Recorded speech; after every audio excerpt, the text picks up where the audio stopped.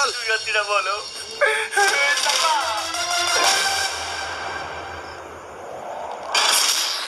এটা কি টনিদের বাড়ি? কে তুমি?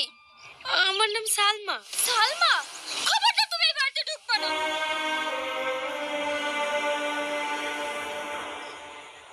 তুমি এই বাড়িটা জ্বালিয়ে পুড়িয়ে শেষ করে দিয়েছো। দয়া করে তুমি এখান থেকে চলে যাও। বন্ধুরা, তবে কি সালমা টনির হাতের আংটিটি দেখে টনিকে পুলিশের হাত থেকে রক্ষা করবে নাকি রক্ষা করবে না? আর টনি কি এই ঘটনার পর সালমাকে মেনে নেবে নাকি মেনে নেবে না? কি ঘটতে চলেছে এত ধামাকা ইন্টারেস্টিং টুইস্টে ভরপুর টক ঝাল মিষ্টি নামক নাটকটির 2য় নম্বর পর্বটিতে? আর সেটি দেখতে এবং জানতে হলে অবশ্যই আমাদের কমেন্টের মাধ্যমে জানিয়ে দিন টক ঝাল মিষ্টি নামক নাটকটির 2য় নম্বর পর্বটি আপনারা চান কি চান না।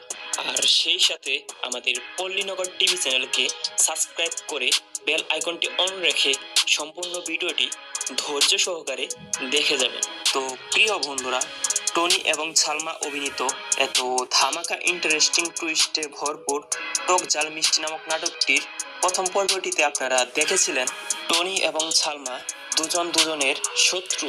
টনি সালমাকে দেখতে পারে না, আবার অপরদিকে সালমাও টনিকে দেখতে পারে না। সারাক্ষণ টনি এবং সালমার মাঝে ঝগড়া বেজেই থাকে। তো সালমার পরিবার যখন সালমার একটি বিয়ে ঠিক করে, যার সাথে বিয়েটি ঠিক হয়েছে তাকে একটি স্বর্ণের আংটি দেওয়ার কথা ছিল, আর এদিকে সালমার পরিবার ছিল খুব দরিদ্র।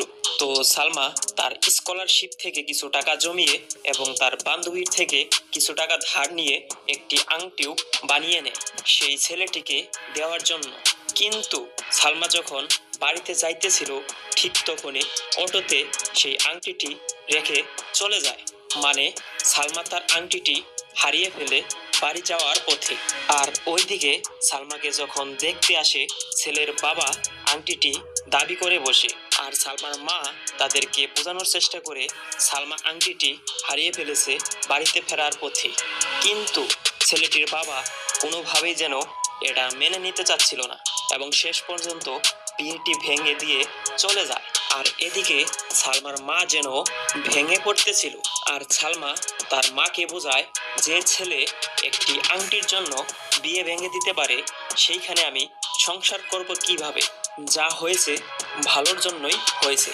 আর ওইদিকে সালমা যে আংটিটি হারিয়ে ফেলেছিল সেই আংটিটি পেয়েছিল টনি।